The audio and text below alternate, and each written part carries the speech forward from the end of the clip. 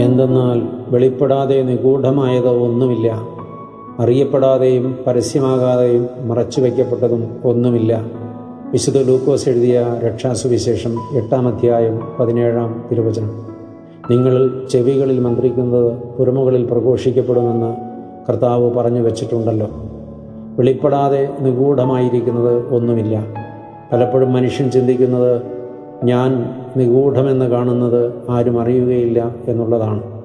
പൂച്ച കണ്ണടച്ച് പാല് കുടിക്കുന്നത് പോലെ, ഒട്ടകപ്പക്ഷി അപകടം കാണുമ്പോൾ മണലിൽ തലപൂഴ്ത്തി എന്നെ ആരും കാണുന്നില്ല എന്ന് മൂഢമായി ചിന്തിക്കുന്നത് പോലെ, ഏത് കാര്യം ഒളിച്ചു വച്ചാലും ഓർക്കുക, അത് വെളിപ്പെടാതിരിക്കുകയില്ല.